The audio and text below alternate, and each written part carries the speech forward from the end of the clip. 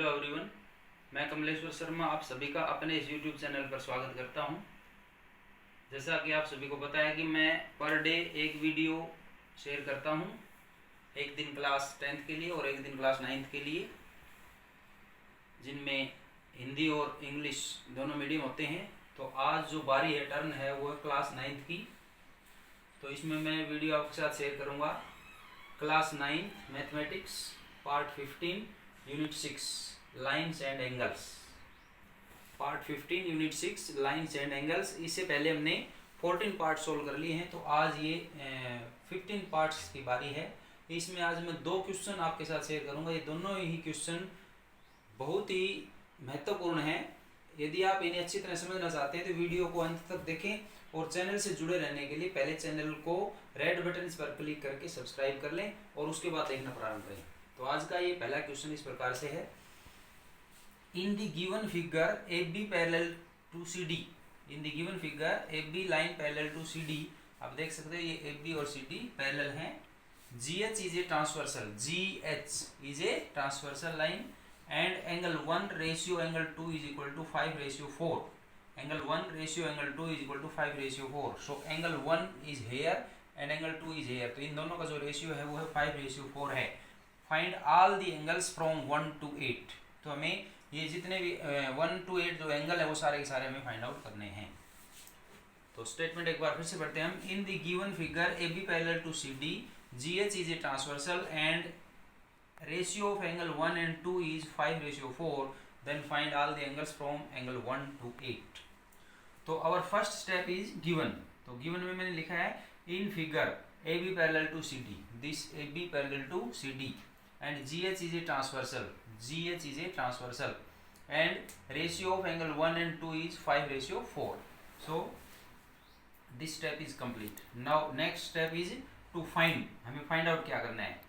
सो हमें find out करना है angle 1, angle 2, angle 3, angle 4, angle 5, angle 6, angle 7 and angle 8। ये एंगल है। एंगल 1 यहाँ है, 2 यहाँ है, 3 यहाँ है, 4 यहाँ है, एंगल 5 यहाँ है, 6 यहाँ है, 7 यहाँ है और 8 यहाँ है। ये सारे एंगल में फाइंड आउट करने हैं। तो सॉल्यूशन, अब हम इसका सॉल्यूशन करेंगे। तो सॉल्यूशन में मैंने लिखा because angle 1 ratio angle 2 is equal to 5:4। Ratio of angle 1 and 2 is 5:4, ये गिवन है। And angle 1 plus angle 2 is equal to 180। Angle 1 plus angle 2 is equal to 180। ये लीनियर पेयर है। डायग्राम में देखेंगे एंगल 1 ये एंगल यहाँ से यहाँ तक का और 2 ये है, तो इन दोनों का जो सम है वो 180 है। क्यों? क्योंकि ये दोनों AB लाइन पर बने हुए हैं। तो इस जगह angle 1 plus angle 2 is equal to 180 linear pair. अब आगे मैंने क्या है, मान लिया सपोज कर लिया let angle 1 is equal to 5x। Angle 1 को 5x मान लिया क्योंकि 1 का रेशियो 5 था तो इसको 5x ले लिया, और एंगल 2 का रेशियो 4 है इसलिए एंगल 2 को मैंने मान लिया 4x। तो एंगल 1 5x हो गया, एंगल 2 4x हो गया। और क्योंकि एंगल 1 प्लस एंगल 2 की वैल्यू 180 थी तो एंगल 1 और 2 के जगह ये रेशियोज लिख दी, इनकी वैल्यूज लिख दी x के फॉर्म में। तो ये बन जाएगा 5x plus 4x is equal to 180, और 5x प्लस 4x ऐड हो जाएंगे 9x। So 9x is equal to 180, और यहाँ से x आ जाएगा 9 जो इसके अपोन में आ जाएगा, तो 180/9, और 9 से डिवाइड करेंगे दिया जाएगा 20। तो x की जो वैल्यू है वो 20 आ गई। जब x की वैल्यू 20 आ गई, so angle 1 is equal to 5x था, तो x की जगह उसकी वैल्यू 20 पुट कर देंगे, हो जाएगा angle 1 is equal to 5 × 20 that is 100 degree. And angle 2 is equal to 4x मानना था हमने, और x की वैल्यू 20 है तो 4 × 20 दैट इज 80। तो एंगल 2 आ गया 80 डिग्री और एंगल 1 जो है वो आ गया 100 डिग्री। आगे लिखा है because angle 1 is equal to 3 and angle 2 is equal to 4। Because angle 1 is equal to 3 and angle 2 is equal to 4। तो डायग्राम में देखेंगे 1 3 और 2 4 कहाँ है, तो एंगल 1 यहाँ है और 3 यहाँ है। ये देख सकते हैं हम, इनके वर्टेक्स ऑपोजिट हैं, तो वर्टिकली ऑपोजिट एंगल्स हैं। And angle 2 is equal to 4, ये भी इनके वर्टेक्स वर्टिसेस ऑपोजिट हैं, तो ये भी वर्टिकली ऑपोजिट एंगल्स हैं। तो इसको मैंने यहाँ लिखा है angle 1 is equal to 3 and angle 2 is equal to 4, both pairs यानी दोनों pair are vertically opposite angles. Vertically opposite angles के पेयर हैं इसलिए दोनों इक्वल हैं। अब क्योंकि इसमें हमने एंगल 1 और एंगल 2 की वैल्यूज फाइंड आउट कर रखी है पहले ही 100 और 80, और क्योंकि 1 3 के इक्वल है इसलिए एंगल 3 की वैल्यू 100 हो जाएगी, और एंगल 2 जो है 4 के इक्वल है इसलिए 4 की वैल्यू 80 डिग्री हो जाएगी। तो angle 3 is 100 and angle 4 is equal to 80। आगे लिखा है because angle 4 is equal to angle 6, angle 4 is equal to angle 6 and angle 3 is equal to angle 5, angle 4 is equal to 6 and angle 3 is equal to 5। कहाँ है देखेंगे 4 6, angle 4 is here and 6 is here. तो 4 और 6 आप देख सकते हैं alternate angles हैं, क्योंकि जो ट्रांसवर्सल है उसके एक लेफ्ट साइड का एक राइट साइड का है और दोनों पैरेलल साइड्स के बीच के एंगल हैं, तो 4 और 6 दोनों अल्टरनेट एंगल हैं। और इसी प्रकार से दूसरा पेयर एंगल 3 और 5, एंगल 3 और 5 ये भी अल्टरनेट एंगल्स हैं। तो यही मैंने लिखा है because angle 4 is equal to angle 6 and angle 3 is equal to angle 5। इसका रीजन लिखा है, इसका प्रूफ दिया, both pairs are alternate angles, both pairs are alternate angles हैं दोनों, इसलिए दोनों इक्वल हैं। तो यहाँ से एंगल 6 की वैल्यू 80 आ जाएगी। क्यों? क्योंकि एंगल 6 जो है वो एंगल 4 के इक्वल है और 4 की वैल्यू हमने 80 फाइंड आउट की हुई है, तो एंगल 6 आल्सो 180।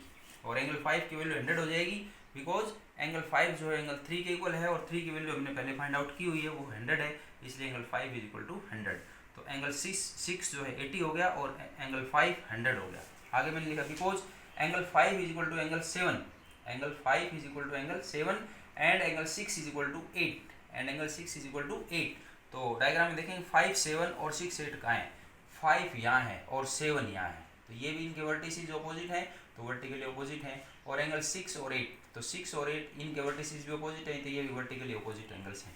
तो मैंने यहाँ लिखा है angle 5 is equal to 7 and angle 6 is equal to 8, both pairs are vertically opposite angles. ये दोनों के दोनों वर्टिकली ऑपोजिट एंगल्स हैं, सो ये भी इक्वल हो गए। तो यहाँ से एंगल 7 की वैल्यू 100 हो जाएगी। क्यों? क्योंकि एंगल 7 जो है वो किसके इक्वल है, 5 के इक्वल है, और एंगल 5 की वैल्यू हमने 100 फाइंड आउट की हुई है, तो एंगल 7 की वैल्यू 100 हो गई। एंड एंगल 8 की वैल्यू 80 आ जाएगी। क्यों? क्योंकि 8 जो है एंगल 6 के इक्वल है और 6 की वैल्यू 80 है, इसलिए एंगल 8 की वैल्यू भी 80 डिग्री हो जाएगी। तो इस प्रकार से हमारे सारे एंगल आ गए, वो मैंने लिख दिया है। क्योंकि एंगल 1, एंगल 3, एंगल 5 और 7 इन चारों की वैल्यू जो है 100 है, चारों इक्वल हैं, तो इसको मैंने एक साथ लिख दिया। So angle 1 is equal to angle 3 is equal to angle 5 is equal to angle 7 which are equal to 100 and angle 2, angle 4, angle 6 and 8 these 4 are also equal and their value is 80, so इनको मैंने इकट्ठा लिख दिया। So angle 2 is equal to angle 4 is equal to angle 6 is equal to angle 8 that is equal to 80 degree. तो इस प्रकार से हमारे आठों जो एंगल्स हैं, ऑल एंगल्स आर completed और this question is complete. Now our second question is question number 2, और ये इस प्रकार से in figure OA parallel QP and OB parallel QR find angle PQR। फिर से देखें एक बार, in figure OA parallel QP, OA parallel QP and OB parallel QR, OB parallel QR find angle PQR। तो PQR इज दिस एंगल, ये हमें find out करना है। So given, first step is given in figure OA parallel QP, ये given है OA parallel QP, OA parallel QP and OB parallel QR, OB parallel QR and angle BOS is equal to 75। Angle BOS कहाँ है देखेंगे, BOS is this angle that is 75। To find करना है हमें angle PQR, तो PQR is this angle, ये angle हमें find out करना है।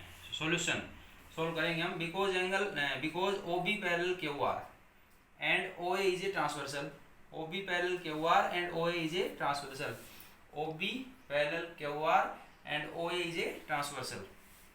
So angle BOS is equal to RSA, BOS is equal to RSA, तो BOS this angle is equal to RSA this angle, ये दोनों एंगल इक्वल हैं। क्यों हैं? आप देख सकते हैं दोनों कोरस्पॉन्डिंग एंगल्स हैं। कोरस्पॉन्डिंग कैसे हैं? जो पैरेलल लाइंस हैं उनके राइट साइड के एंगल हैं और जो ट्रांसवर्सल है उसके ऊपर के एंगल हैं, तो ये एक साइड के और ऊपर के एंगल है, इसलिए ये कोरस्पॉन्डिंग एंगल्स हैं, इसलिए ये दोनों इक्वल हैं। And because angle BOS is 75, ये गिवन है, एंगल BOS इज 75, ये यहाँ गिवन में है 75। So angle RSA also 75, so angle RSA भी कितना हो गया 75। आगे यानी ये एंगल आ गया 75, RSA ये 75। आगे लिखा है and OA parallel QP, OA parallel QP देखेंगे आप, OA parallel QP and QR is a transversal, QR is a transversal, ये QR है, ये ट्रांसवर्सल है। So angle RSA is equal to angle PQR, angle RSA is equal to PQR, RSA ये angle है is equal to PQR ये angle, ये दोनों equal हैं। क्यों हैं? क्योंकि ये दोनों कोरस्पॉन्डिंग एंगल्स हैं। कोरस्पॉन्डिंग कैसे हैं? जो पैरेलल लाइंस है उनके ऊपर के एंगल हैं और जो ट्रांसवर्सल है उसके राइट साइड के एंगल हैं। तो इस प्रकार से ये दोनों कोरस्पॉन्डिंग है और कोरस्पॉन्डिंग है तो दोनों इक्वल हैं।